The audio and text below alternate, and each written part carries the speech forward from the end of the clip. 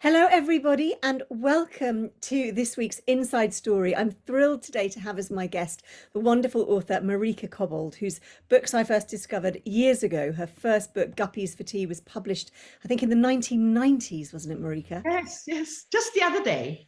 Just the other day. And welcome to Goldster. It's lovely to have you on. Thank you for having me here, and thank you for anyone who is watching, listening. So we're going to talk about your writing from Guppies for Tea, which I've got here, and I've really enjoyed this. And then this new one on Hampstead Heath, which I'm about three-quarters of the way through and absolutely loving. Tell us about how you first got into writing. Did you always want to be a writer? No, I think I was probably should have realized I was going to be a writer, because I was the sort of typical embryo writer who just spent from a very bookish home. My mother just read and read. My father was a newspaper editor, journalist, books everywhere. And I just spent my life reading. And if I sort of, whatever you call it, played truant at school, it was to finish a book. I was very much that everything was seen as, I sort of translated everything in as if it were a story. And all of that, but it never occurred to me to write. And in fact, when I did do essays, it was always would have been top mark if it wasn't so short, which is like a great thing for a novelist, isn't it? Yeah. So no, not really. I just read and read, and then I got married I was halfway through literature studies at the university in Sweden when I met my ex-husband, who is now sadly late, ex-husband, who was British, and I was still still at university, and we met and got married when I was very young, and I moved over here, and then suddenly didn't know what to do myself.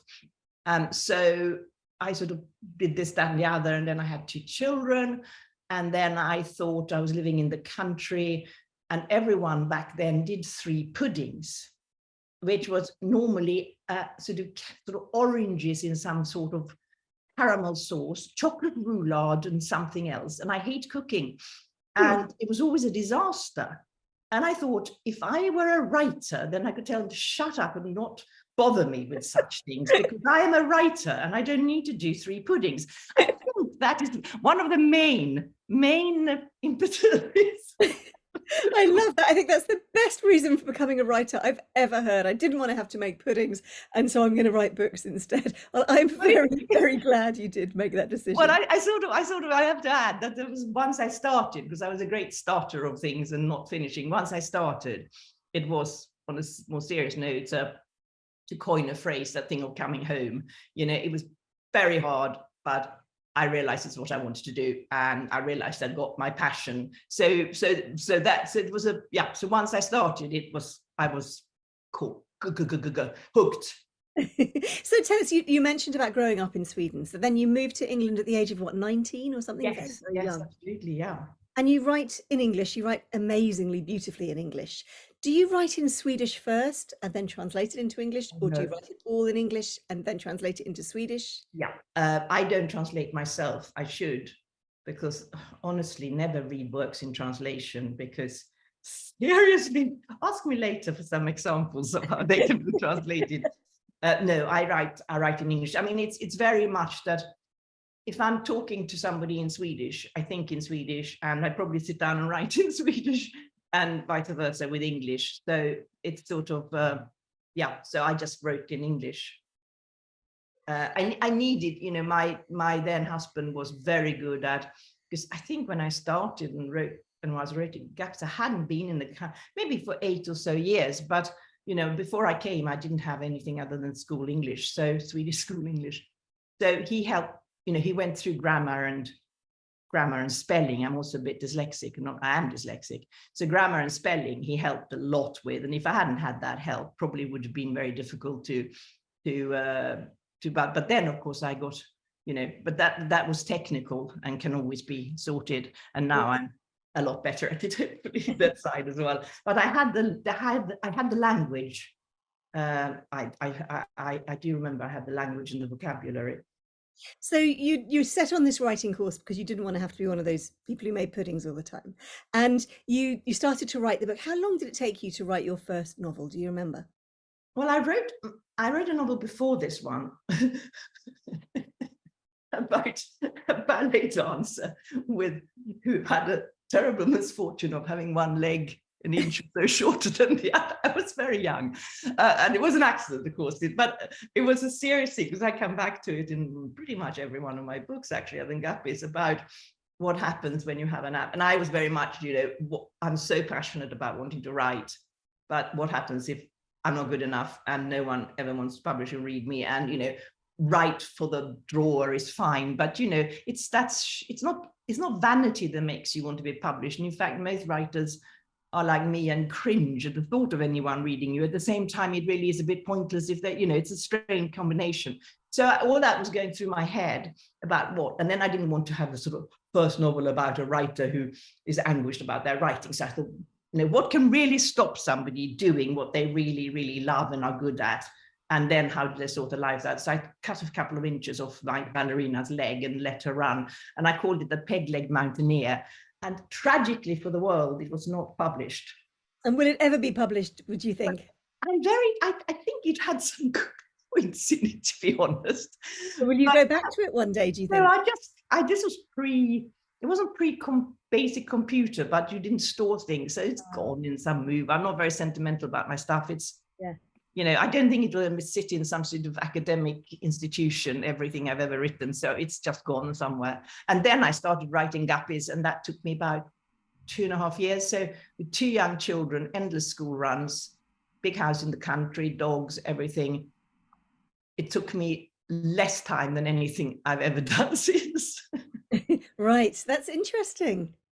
Wow. So why do you think that was?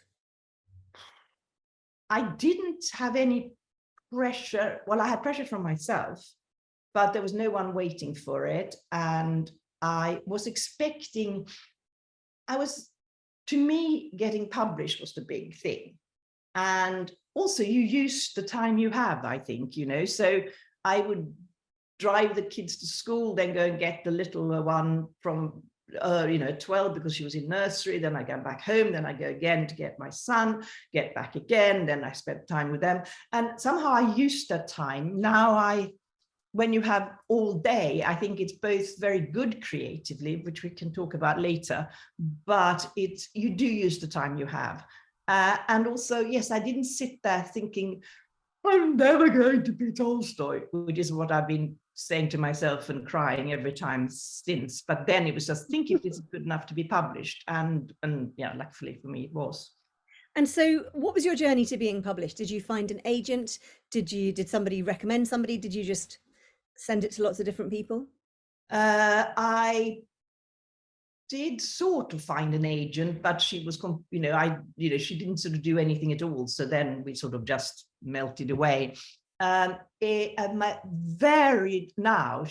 only just knew each other because her mother lived in the village, both her parents, but my dearest friend, Elizabeth Buchan, who is also a wonderful, wonderful writer. I'm sure many of you have read her and enjoyed her books, but she was still working in publishing there.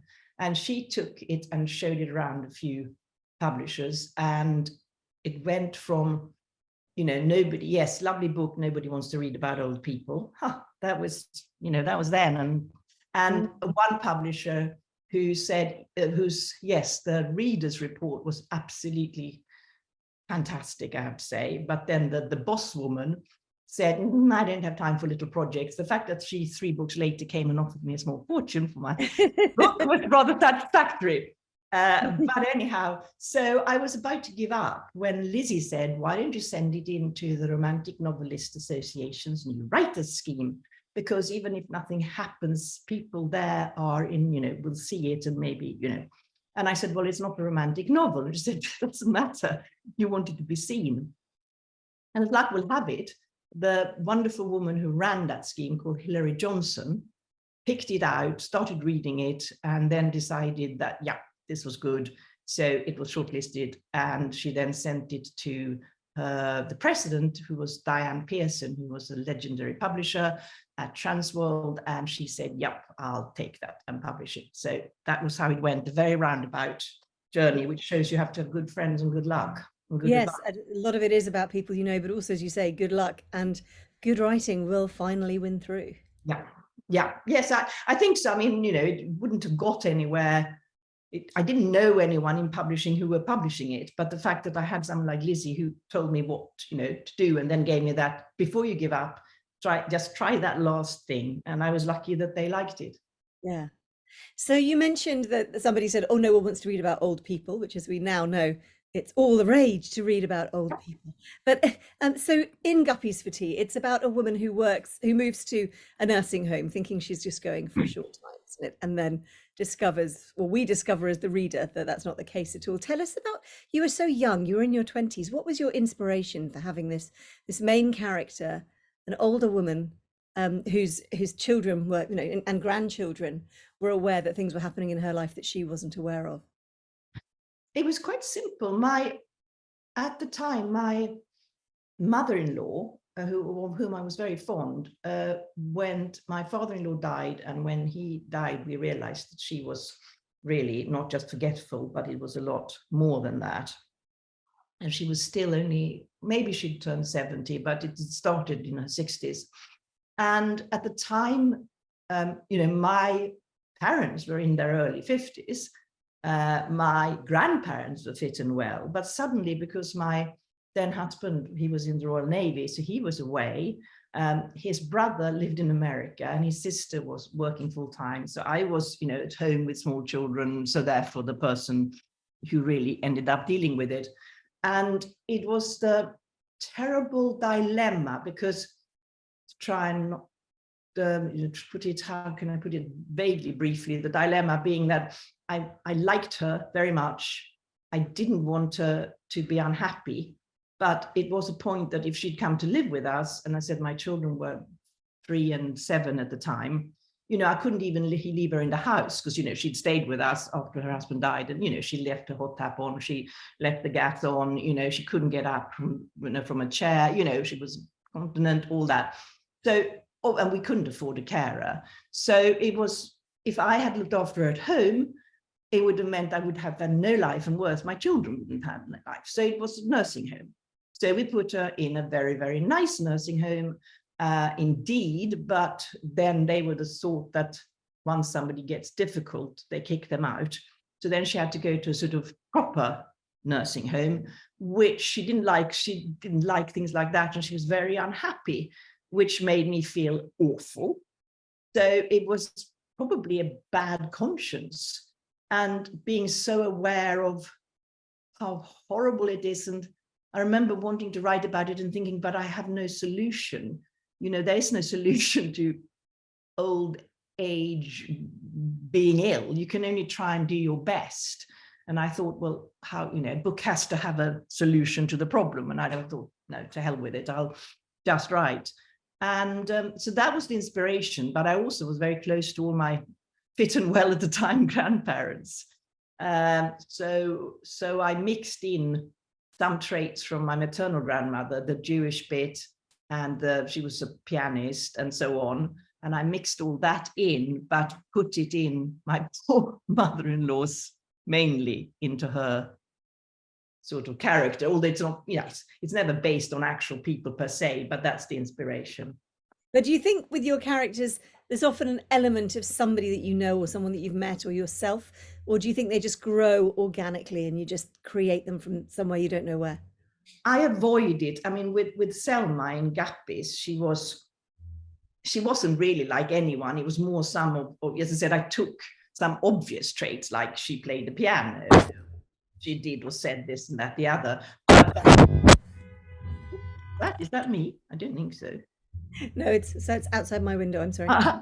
So I didn't. So generally, I didn't base any particular person, and since then, absolutely not. The problem is that people. There's another dilemma for a writer. I never base on real people, because if you do, you actually limit yourself. Because the whole idea of fiction is that you, the writer and the reader, will get to know somebody in a way inside out that you don't know anyone, because you never get inside them, really. People are never honest to that degree. Yeah. So that's the great thing of fiction as opposed to non-fiction. So if you take a real character and get confined to trying to describe them, you're limiting yourself. But if you get a character that is universal, you then have everyone and their mother saying, oh, well, gosh, that's based on me, or that's based on, I had that a lot in Sweden, which is a small country, and people, know my family a bit and so on. And so every mother in every book, I was accused to have written about my poor mother, who luckily had a sense of humor. But if you look at the mothers in my book, they could not be more different one from each other. So, yeah. So you mentioned Sweden. Are you seen as a kind of local celebrity there, although you live here? I think you go out to book festivals and things there. I was, for a time, world famous all over Sweden. It was because it became, I was younger and it was this novelty. Back then, now Swedish writers are translated and read all over the world, now hugely, mainly crime, because the Scandinavian thing. But back then, Swedish writers, particularly small language writers, were not really translated, particularly into English, which is, of course, the huge market of Britain, America, Australia, Canada, etc. Because, a publisher then has to have somebody to read it for them who speaks that language. And then, it's the translation, and it's so much coming in that is in English. What's the point? So to be a Swedish writer who, although I wrote in English, had made it in, as they saw it, made it in England became quite a big thing. And that went on for a good many years. But then I parted company with my publishers because the translations of the last few books were so dismal, I couldn't cope. So I'm, I still, a few people still probably know who I am, and there's the odd article now and then, but nothing like it used to be. And do you spend much time in Sweden? Do you go back and forth a lot? Yes. Well, no, not back and forth, but I have a cottage on an island where I grew up, where we all spent our summers, and where my brother and his family are. And so I go there for about 5 or 6 weeks every summer. And then, of course, now my mother is dead, sadly, but my father is alive and well. So I go over, he's in another part of Sweden. So, of course, I pop over now and then to see him, but mainly it's the summer. And do you miss living in Sweden, or do you just find that life in England has become your home? Yeah, I missed it for the first maybe 10 years, but not now. No, I love going down in the summer, but I'm not really, I don't suppose I'm typically Swedish, even when I was in Sweden necessarily. I come from quite a sort of mongrel family of different cultures and nationalities. So I don't suppose, no, I feel that England is my country. Yeah.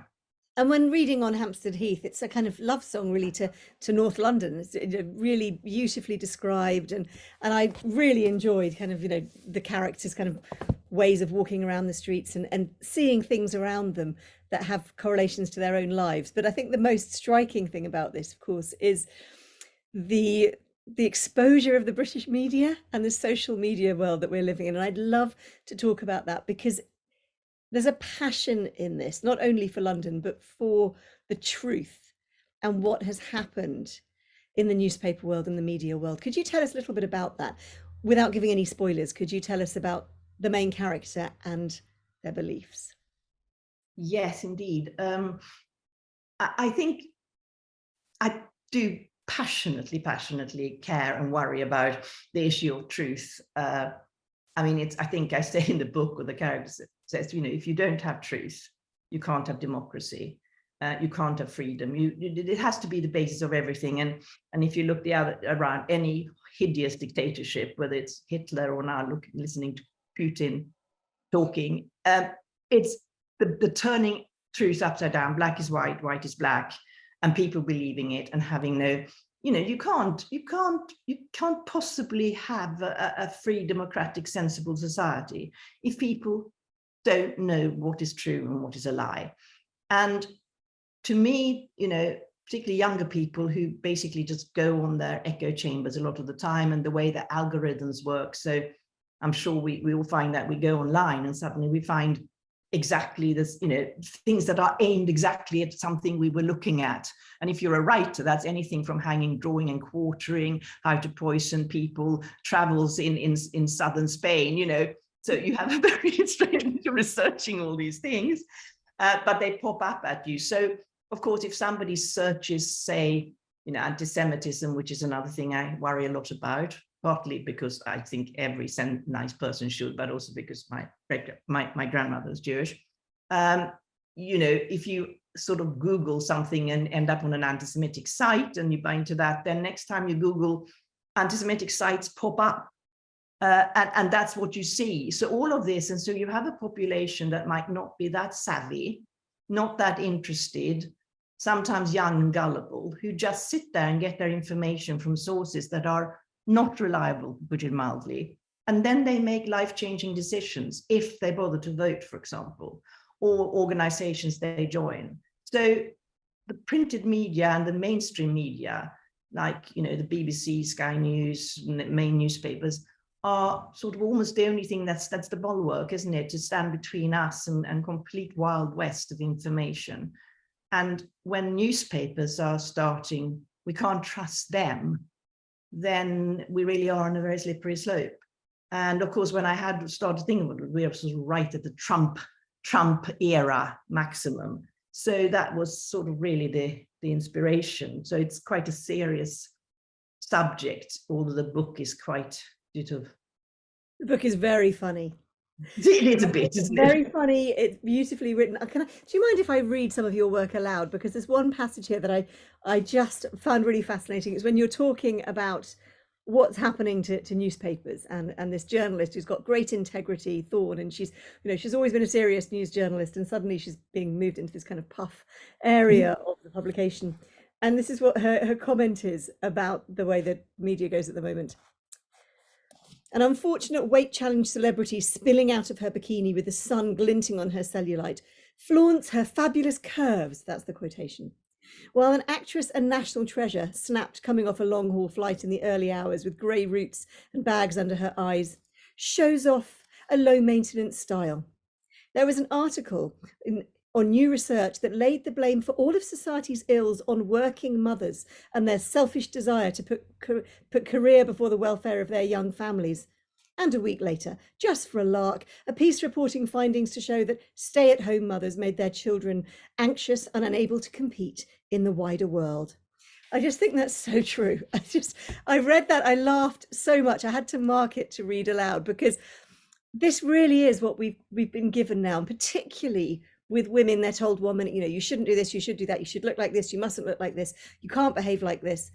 I mean, really, it's as if the media has forgotten that there's ever been any kind of sexual revolution, and women are still being dictated to all the time. And I think people in general are being dictated to, but there seems to be a kind of really kind of hard ground new misogyny that's coming up in media and social media at the moment.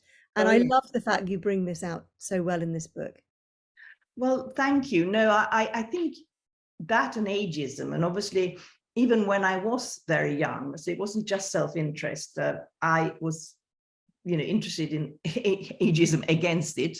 I didn't understand it, and I think I had somebody say in Gappies, one character, look, an old man and looking at some, you laugh now, but I'm your future and you're my yesterday. It's as simple as that. Being ageist, apart from anything else, is self-defeating and very stupid, apart from nasty. And I think ageism, to be an older woman is still something that is not really, you really shouldn't be an older woman, should you? And if you are an older woman, could you please just not show your ugly old face around and not have noisy opinions and generally take up space? I think there's still a lot of that. But everyone knows they're not supposed to think that way and say that way. But if you look at the way the press behaves, particularly the sort of tabloids, and I find that if you ever asked by a journalist anything, the first thing they say is, "What's your age?"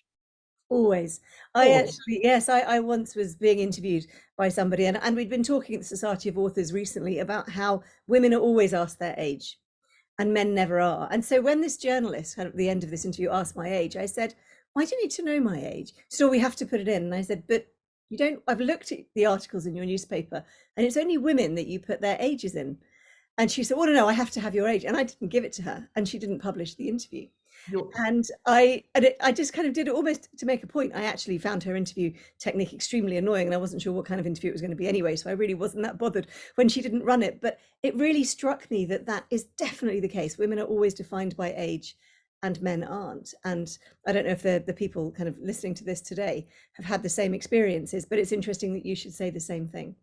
Oh, very, very much so. And it annoys me. And I was asked to write for a magazine the other day, an article about being a young grandmother. They had to add a young grandmother this a few years ago to placate me. And I love my grandchildren. I mean, they're the best thing ever, all of that. But I'm not, I happen to have children, so I'm very lucky, and I happen to have grandchildren. But I'm not that is not my thing. It's not my definition. They are them. And so I headed it Grandmother Run Over by Steamroller, because I thought, I remember when my grandson was born, and I thought, apart from all the euphoria, of course, that if I got run over by a bus now, Ham and High, our local paper, before my grandson was born, it would have been Writer Run Over by Bus, but now it would be Grandmother Run Over by Bus. And I don't like it, not because I'm ashamed of my age or ashamed of being a grandmother, but because it puts you in a box, which has nothing to do with what professionally one is doing, for example. Yeah. Absolutely. Yes. Tell us now, if you're thinking about you as a professional, tell us about what your writing schedule is like. Well, the one thing, which is also a tip that I know, and I do now follow religiously, is to write every day. Well, I say that I might take one weekend day off, and obviously sometimes I can't because of things, but mainly to write every day. And if we have time, I can sort of talk about the theory behind that, apart from just adding words. But I do find it took me 10 years to write on Hampstead Heath, mainly because I wrote about 5 books and discarded and discarded and discarded, because every day I read it through and realized, as I said, that I wasn't Tolstoy, and that really annoyed me. So I have this awful thing that nothing I do is very good. So I have to almost beat my inner demons into submission. So I get up now, I have the days to myself, more or less. I get up rather late because I go to bed late. And then I sort of work myself up to it and work myself up to it and work myself up to it and drink a lot of coffee. And then quite late, maybe these days 2 o'clock, I start writing, and then I carry on to about 8. And that suddenly works. It used to be that I had to fit around, other hours, but that's what works for me now. But the main thing is to get a solid few hours every day. And what is important, and people don't realize, is the think time. It's thinking about the book, but it's quite hard for people in today's society to just, even if they're on their own, to justify just sitting. And actually you need a sign saying, I am actually working. But you need to get into that zone to let your ideas percolate, what's happening next, and to let your mind wander. And you can't do that in front of the computer, for the computer screams, feed me. But if you sit somewhere else and somebody's in the house, they say, oh, you're not working, let's chat or something. So those hours before I sit down and write, I try and just allow it all to kind of, it sounds a bit pompous, but allow it all to percolate and pompous. And then I sit down and write. Yeah, I think that the underestimating of thinking time is something that all writers struggle with. And I love the fact that you've said that, because you've really encapsulated that importance of getting it's like exercising the mind. We might exercise the body, but I actually did the Goldster yoga class this morning. I'd just like to say fantastic. I don't know if anybody else who was here that was there, but it really set my mind up for the day. And to think that you can just sit down and write and do kind of, get those people who say, oh, I have to write 12 hours a day and I churn out 5,000 words a minute. But actually that thinking time is so wonderful. And you made the comment that you started to make yourself write every day. What was that about? When did you get to that realization of how important that was? Well, I suppose I have always written every day, because I usually have been in contract and I'm always running late with the book. So I usually written every day, but sometimes when I haven't been, that sort of thing, well, I've actually got another year or I've just started, then it's easy to sort of take days off. But the thing for me with writing, it's somebody described it as the writing muscle. And so it's two things where you literally I can't describe it better. Muscle. If you don't use it, it slackens, it doesn't work, it withers. That's the first one. The other thing is that even if you just write one paragraph one day, your mind has got into the story, your mind has got focused on the characters and whatever. So your mind, being a clever little sod, then keeps on churning away in the background, and even when you sleep, and you will find that you are better equipped to work the next day. I find that if I take a break because I have to be away for a week or something, or I've been ill, then it's really, really, really hard. It's like starting a very cold engine. It's almost mechanical. Your mind needs to be constantly sort of involved, even if it's only even if you only have half an hour. I say that to my daughter now, who's a very talented writer, always finds reasons why she can't. I say, just write 20 words, because your mind will be doing a lot of work of, around that. Your mind works much harder. Very good advice. Yeah, I know we've got a lot of people on Goldster who are doing the Goldster Creative Writing course, and a lot of writers and aspiring writers here. And I think that's really excellent advice, to just keep it kind of oiled. I love the idea of the analogy of the cold car engine. So you said earlier that when you were writing Guppies, you actually wrote it more quickly than your later books because you had less time. Why do you think that was? What is it about having less time that galvanized you? I think it was, if I don't write in these 2.5 hours, I'm not going to be writing. And I mean, I think I did have the thinking time, because I was thinking, when I was playing broom, broom, broom with a car or something, I was possibly also thinking about the book. And when I was cooking or whatever, so the thinking time was inbuilt a lot, but the actual sitting down and writing the words had to be done with that time. So desperation is, I don't know what, something, necessity is the mother of invention, but here is, I think, desperation is the mother of creativity at some point. You can't wait for inspiration. That's another truism. You really can't. And the longer you wait, the more inspiration stays away and says, no way, she's the jolly lacy, I'm not going to go near her. When inspiration sees you sitting there plugging away and tearing your hair out and weeping, it says, well, poor sod, I better come and pay a quick visit. I love the idea of inspiration genuinely being a muse personified who comes and pays you a little visit. Well, I think I realized when I write that I don't know if some sort of religion that I don't know of, but somehow mystically described to, where everything is a person. Do you know what I mean? I find I can personificate everything automatically. So. Well, I just wanted to go back to On Hampstead Heath just briefly, because there's obviously one of the characters who's identified with angels. Do you have a kind of religious belief? I mean, you've talked about inspiration being a muse. Do you have a kind of a spiritual or religious belief that kind of helps you when you're writing? Is it something that's going to be different in every single book, or do you feel that this kind of angel theme sticks with you? Like most people, I'm very fond of angels, and I don't disbelieve them. I don't disbelieve in ghosts or souls or anything else. My religion, one of my problems, probably explain an awful lot if I ever saw a therapist, is I'm a Jewish Lutheran, or a Lutheran Jew, or whichever way you say it. I have Jewish roots, and from Orthodox Jewish religion, I am Jewish because my maternal grandmother was Jewish, but she was not particularly interested in any of it. And so my mother and her brother were brought up as Lutheran, which is the state religion in Sweden. So was I. And then I kind of switched when I was 15 and then didn't do anything. But Luther, the more you learn of Luther, he was the biggest anti-Semite. Right, I did not know that. Oh, I mean, he was pretty nasty altogether. He's sort of women should be stayed at home, and children and women should be beaten. I mean, he wasn't that nice a guy. But and of course, those are not the teachings of the Lutheran Church in Sweden, which is terribly nice.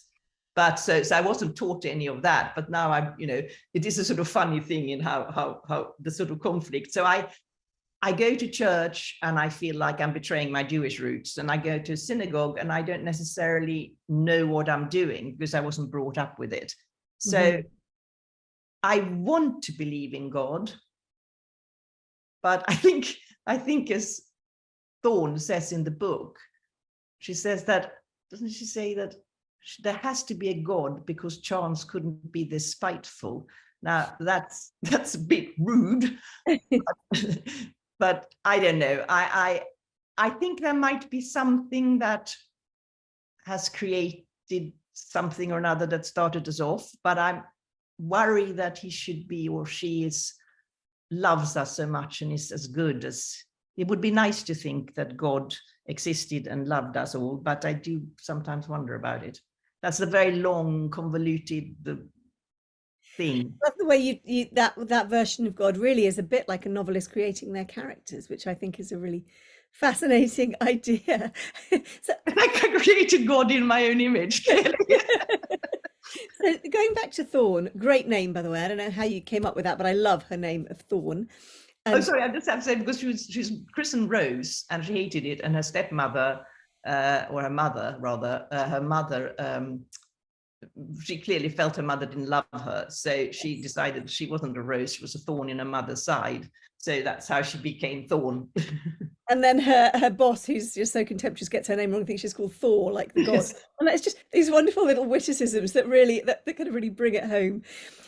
When you were creating her, did she just suddenly appear?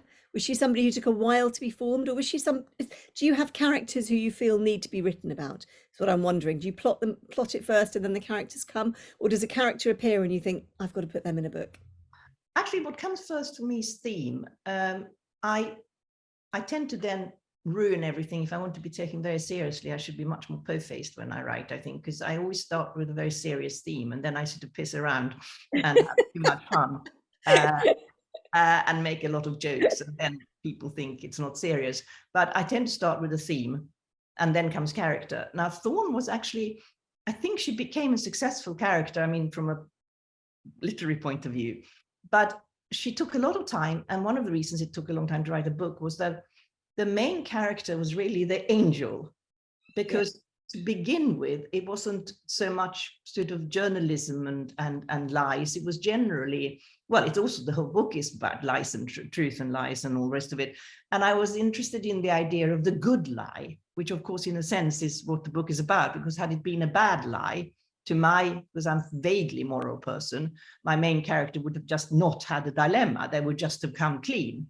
Yeah. But so if it's a good lie in the sense, and is there such a thing as a good lie? I'm not talking about white lies now. Yes, love your dress, darling, not that, but serious lies that are nevertheless have positive consequences. So I wanted to see what happened if somebody had a very entrenched sense belief and then had an accident or was attacked or something, ended up unconscious. I'm not saying that's necessarily what happens in the book now, but that was the main, wakes up in hospital and is told that they are, say a hero or a saintly person because they've done something wonderful, and say that person self-perception and possibly even reality is that they're actually a coward or they're not nice at all, but they've lost their memory. So I was playing around with how would that lie, that they were actually wonderful and kind and lovely, would it make them lovely and kind and wonderful? Because everybody sort of, so I was playing around with that, and all the time that was the main character. But for various long-winded reasons, it became impossible to make it the view line character. So I then had to have the character who was sort of facing all this, and that was then became Thorne. But it was always that difficulty for a long time, how to make her the important character, the person who develops as well as the person whose mind I couldn't go into for various reasons. So if that makes any sense at all. Totally makes sense. And she was very difficult, but once I got her, she was easy, but it took a long time. And if it didn't make sense to you, I think you should all start reading this gorgeous book On Hampstead Heath, Marika's latest book. I'm also going to put in the chat, and for those of you on podcast, this is Marika's website, which is marikacobbold.com. I need to actually put things on it like news, and that I should have been here. I'm very bad at updating it. I think we all are. I think there's more important things to do in life than update websites. But every now and then, when we remember, you put it. So, Marika, when you're looking at what you're going to do, you start with the theme. How do you then start plotting it? Are you a meticulous plotter, or do you just start writing? No, I'm not, which is the problem. I mean, Frozen Music started off as being a book.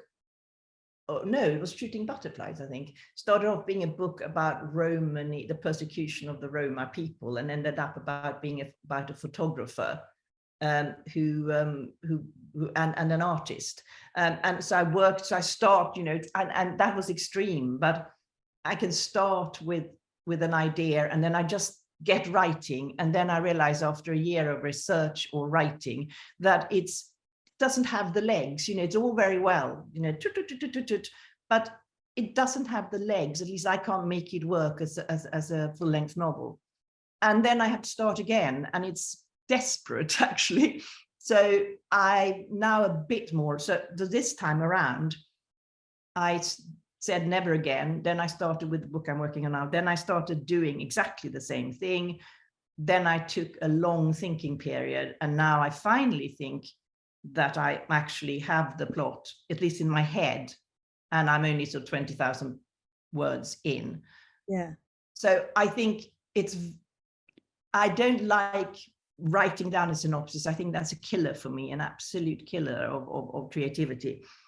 But it's very good to have an end. With Guppies, I had the ending as a prologue, and that really helped me because I knew then what the end was going to be. So I think having an ending in mind, what is this book, and also what is this book going to try and achieve?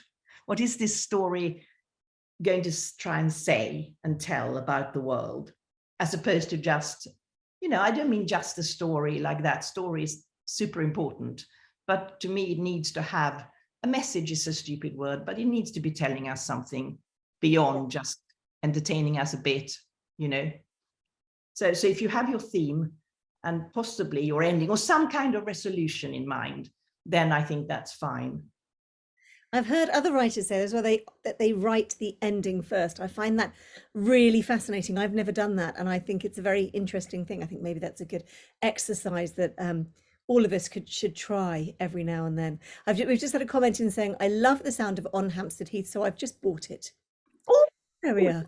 That makes a little old writer so happy. And I've got a question here for you that's just come in. Hi, as I'm just discovering you right now, which book of yours would you say I should read first? Should you be read in chronological order, or is there a personal favourite that will get me hooked? Oh, that's very kind. I sort of, this really sounds like a sort of selling thing, but I do rather like On Hampstead Heath. I do. I think that's a nice book to start with. Guppies, if you're interested in the topic, but it is first novel. Very good. Just like to say, it's very good, Guppies for Tea. Just it is quite that plug in there. And then, and Frozen Music and Shooting Butterflies are good. I myself, there's another, Aphrodite's Workshop is a total Marmite book.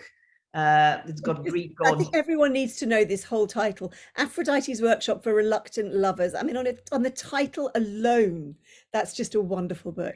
Well, it's got Greek gods coming down as therapists and relationship therapists and whatever, and got a bipolar imaginary clown. I had a lot of fun, and quite a lot of people think it's absolute stinker. So some people love it, some people think it's a stinker. So there we are. But I think, thank you so much for asking, and I think On Hampstead Heath would be lovely for me to think that you would start with that, and hopefully you might then go on to one of the others. We've also got a comment here going back to what we were talking about earlier with the way that older women in society get treated. We have a comment here. A few years ago, my husband and I were enjoying the music at our favourite restaurant in Spain. I was obviously enjoying it too much because a man at the next table tapped me on the shoulder and asked me how old I was. And I'm assuming from the way you wrote that, Jean, that was not a complimentary question to ask you how old you were. He obviously felt it was his right to know and to put you in your place, I'm guessing. By the sound of it. One never has the right retort at the time. So you probably thought of something after, or maybe you thought about something at the time, but what a horror. Yeah. So when you hear stories like that, does that tempt you to just put them in your next novel? Yeah, So totally. you might be in there. So look out for yourself in Marika's next Yeah, book. I mean, That is totally. going to be in Sorry, I don't put people exactly in the novel, but I do put funny there. incidents or bloody annoying incidents like that. So with Goldster, we're all looking about how to how to keep healthy at all ages. What would be your top tips for keeping your mind and your body active? Well, my 93-year-old father, he has gone blind, sadly, or more or less blind. So, but audiobooks is his thing. And so I don't see him so often because he's in Sweden, but we talk all the time. And his thing usually is, you are still drinking, aren't you? And I say, yes, Daddy, I still have my gin and tonic every night. So that's my first tip from my 93. Never, ever knowingly to go a day without.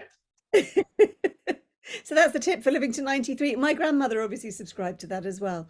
Yeah, and my father, he gave up smoking when he was 86, and he had smoked all his life, has changed. But I do not No, recommend let's not advocate that. No, and I do not advocate smoking, and I actually don't advocate drinking. Personally, I think if you're a bit of a, I think it's nice to have a drink to, if you have a mind that's a bit all over the place. But so that was a joke. I do think, sadly, because I hated exercise, some form of exercise. I don't like walking much, but I love doing weight things and all of that. And I think I've done that now, worked out like that for about 15 years. And I'm stronger from that point of view now than I was when I was in my 30s.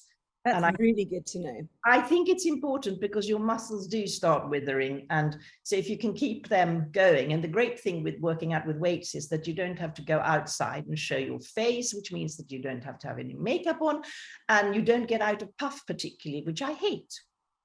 So that's great tip. So you've been doing weights for 15 years. I think that's how did you first get into that?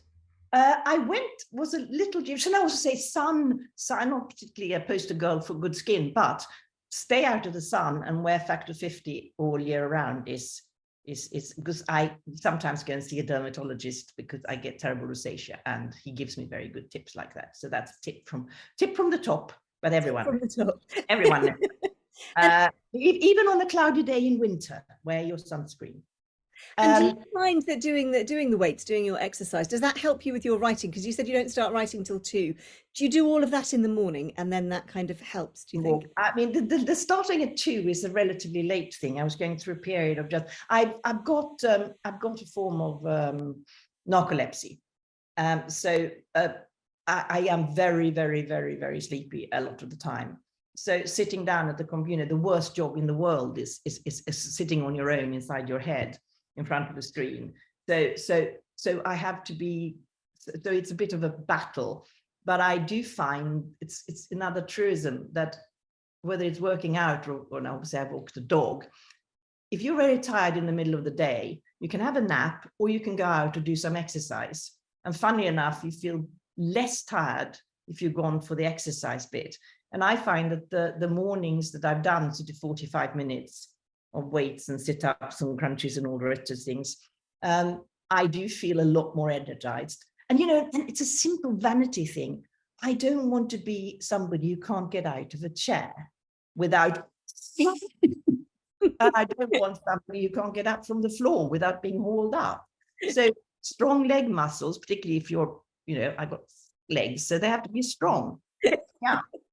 So I love the fact that you started off saying, I hate exercise. Not only do you do 45 minutes of weights, but you've just mentioned that you have a dog and therefore you have to walk your dog every day. So there's so many of us think we don't do any exercise, but actually, when you add that up, you're doing a really decent amount of exercise every day. And that's presumably helping with your writing skills as well. So I think so. I mean, that I probably do about 50 steps a day if I'm not walking the dog. But I do look at my father, who's never been a sportsman, but he went running every day until he was 60, and up until he went blind a couple of years ago, he would go to the gym as a 90-year-old, and he would go walking for an hour and a half or so every day. And I think that is, my mother never moved, which meant that her joints were in peak condition.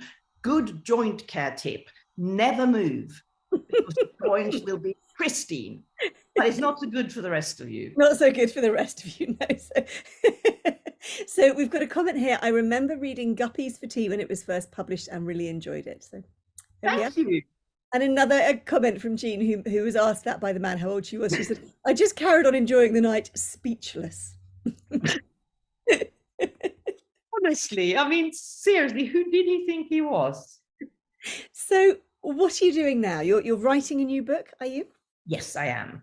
And in a way, I wish we had time for me to ask any viewer or audience, so to speak, because I've decided to write a book that is dealing quite a lot with not only being an older woman, but not exactly mental health issues, but the sort of thing that most men don't, when you say to a man, a husband or a partner or something, I'd like to talk to you about something, and they scream and run, even if you just, whatever it is, they scream and run the other direction. I know I'm generalizing horribly, and young men like Ben and Joe are probably incredibly good at talking about their emotions, but my generation of men are not terribly, and most men don't read fiction, and they certainly don't read fiction by women. But it is a bit of a risk when you do women thoughty things. And this is a book quite a lot about women thoughty things, but mainly about how to come to terms with being a certain age, 50, 60, and realizing that you haven't really been that shooting star that you thought you were going to be, that, life is finite, and maybe you haven't done that much with your life, and you're not a major character on life stage. You're quite a little one. You have a little walk-on part. And how do you deal with that? And how do you come to terms with that? And how do you make the most of that? So if anybody wants to put anything in the chat in the next couple of minutes, please do. Otherwise, you can always email me through Goldster and I can get them onto Marika. So there you are. She can get your experiences into the book. So when you start writing, do you work with an editor? I know things have changed a lot in publishing. I've seen it. With Guppies, did you work closely with an editor, and is it still the same now?